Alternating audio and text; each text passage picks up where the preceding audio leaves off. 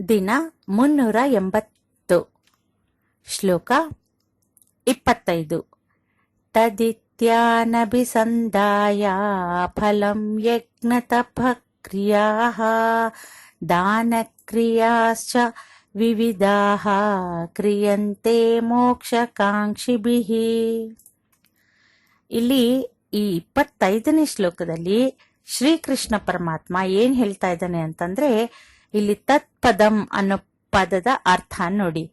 ತತ್ ಅಂದ್ರೆ ಯಾವ ಪರಮಾತ್ಮನಿಂದ ಪ್ರಣವ ಹೊರಗೆ ಬಂದಿದೆಯೋ ಅಂದ್ರೆ ಸ್ಟಾರ್ಟಿಂಗ್, ಆ ಪರಮಾತ್ಮನೇ ಪ್ರಣವವನ್ನು ಹೊರಗೆ ತಂದಿದ್ದಾನೆ.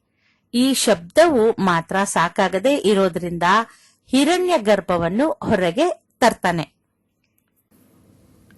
ಈ ಹಿರಣ್ಯ ಗರ್ಭ ಅಂತಂದ್ರೆ ಕನ್ನಡಲ್ಲಿ ಏನ್ ಹೇಳ್ಬೋದಂದ್ರೆ, ಒಂದು ಬಂಗಾರದ ಕೋಳಿ ಮೊಟ್ಟೆ ಆ ಆಕಾರದಲ್ಲಿ ಇರುತ್ತೆ. ಗೋಲ್ಡನ್ ಎಗ್ ಅಂತ ಕರೀತಾರೆ ನೋಡಿ. ಶಬ್ದ ಹಾಗೂ ಪ್ರಕಾಶ, ಒಂದು ಚಿಕ್ಕ ಉಪಮಾನ ನೋಡಿ. ಶಬ್ದ ಹಾಗೂ ಬೆಳಕು ಬೇರೆ ಅಲ್ವೇ ಅಲ್ಲ. ಹೇಗೆ ಅಂತಂದ್ರೆ, ನಾವು ಲೈಟ್ ಹಾಕ್ಬೇಕು ಅಂತ ಇಟ್ಕೊಳ್ಳಿ, ಅದು ಬೆಳಗುವ ಮುಂಚೆ ಒಂದು ಶಬ್ದ ಬರುತ್ತೆ. ಹಾಗೇನೆ ಗುಡುಗು ಸಿಡಿಲು ಸಹ, ಸಿಡಿಲು ಬಂದಾಗ್ಲೆಲ್ಲ ಗುಡುಗು ಅಂದ್ರೆ ಶಬ್ದ ಬಂದೇ ಬರುತ್ತೆ. ಬೆಳಕಿನಲ್ಲೂ ಶಬ್ದ ಇದೆ, ಶಬ್ದದಲ್ಲೂ ಬೆಳಕಿದೆ. ಹಾಗಾಗಿ ಇವೆರಡು ಬೇರೆ ಮಾಡೋದಿಕ್ಕೆ ಸಾಧ್ಯ ಇಲ್ಲ.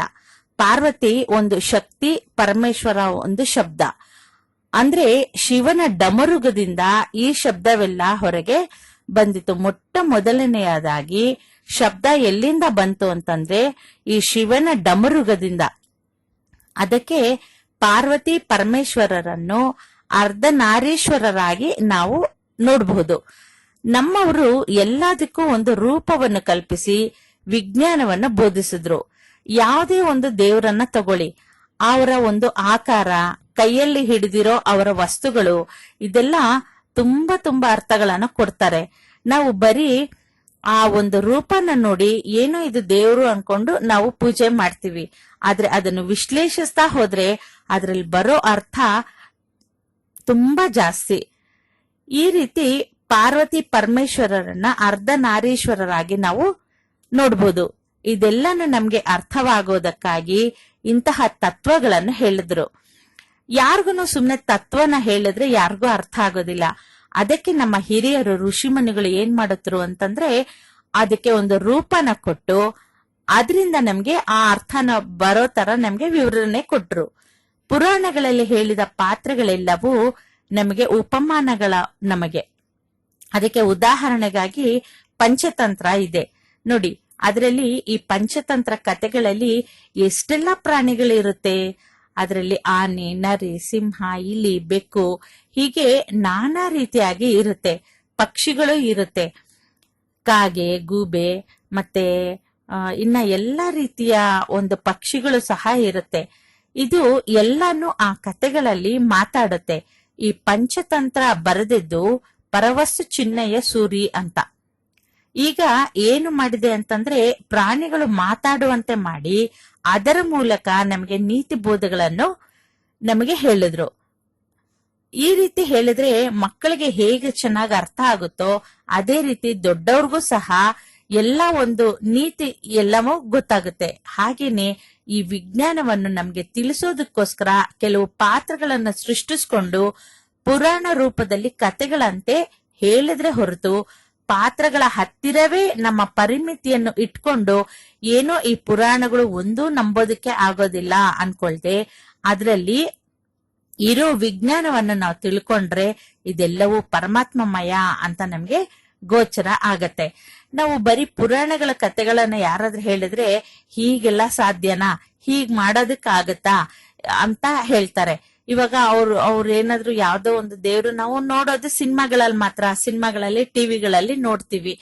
ಅವ್ರ ಕೈ ಹೀಗಂತಂದ್ರೆ ಅಲ್ಲಿ ಬೆಂಕಿ ಬರುತ್ತೆ, ಅವಾಗ ಒಬ್ಬ ಸುಟ್ಟೋಗ್ಬಿಡ್ತಾನೆ. ಇದೆಲ್ಲ ನೋಡಿ ಇದೆಲ್ಲ ಹೇಗ್ ಸಾಧ್ಯ ಅಂತ ಅನ್ಕೊಳ್ತೀವಿ. ಆದ್ರೆ ನಿಜವಾಗ್ಲೂ ಹೇಳ್ಬೇಕಂದ್ರೆ ಸಾಮಾನ್ಯ ಮನುಷ್ಯನಿಗೂ ಆ ರೀತಿ ಒಂದು ಶಕ್ತಿ ಇರುತ್ತೆ.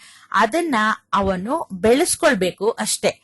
ಎಲ್ಲರಲ್ಲೂ ಎಲ್ಲಾ ತರ ಶಕ್ತಿನೂ ಕೊಟ್ಟಿರ್ತಾನೆ ದೇವ್ರು. ಆದ್ರೆ ಅದನ್ನ ಬಳಸೋದುವಾಗ ನಮ್ಮ ಸ್ಥಿತಿ ಜಾಗೃತವಾಗಿರ್ಬೇಕು ಮತ್ತು ಏಳಿಗೆ ಆಗ್ಬೇಕು ಅಷ್ಟೇ. ಪ್ರತಿಯೊಂದು ಸಹ ಪರಮಾತ್ಮ ಸ್ವರೂಪವೇ.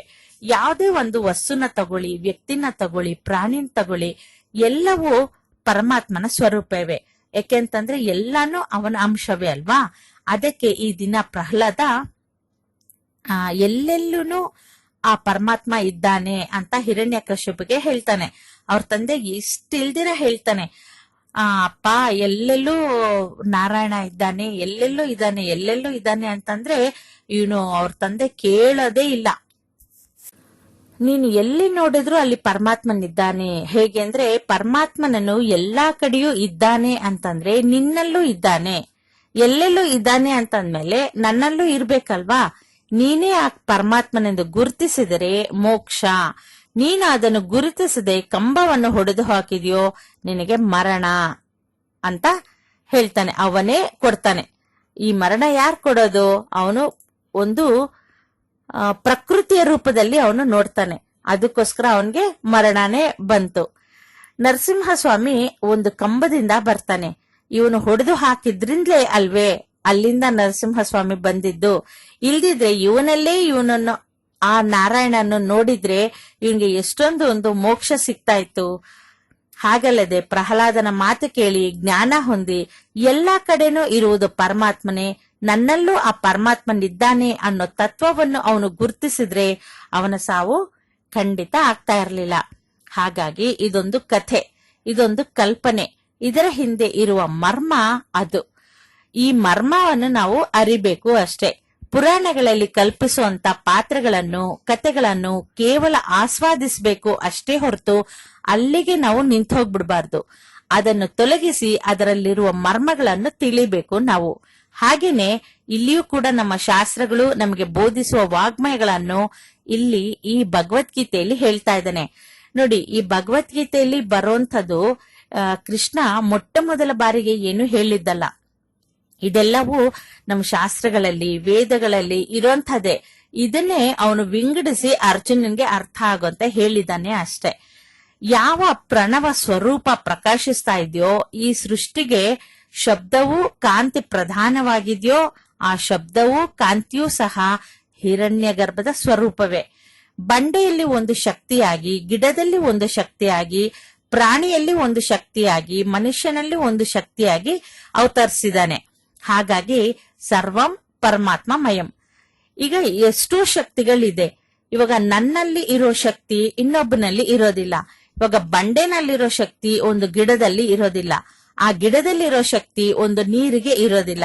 ಹಾಗಾಗಿ ಈ ಪರಮಾತ್ಮ ಒಂದೊಂದ್ರಲ್ಲಿ ಒಂದೊಂದು ಶಕ್ತಿಯಾಗಿ, ಒಂದೊಂದು ಅಮೌಂಟ್ ಆಫ್ ಎನರ್ಜಿ ಅದನ್ನ ತುಂಬಿದಾನೆ. ತುಂಬಿರೋದಲ್ಲ, ಅವನೇ ಇದ್ದಾನೆ.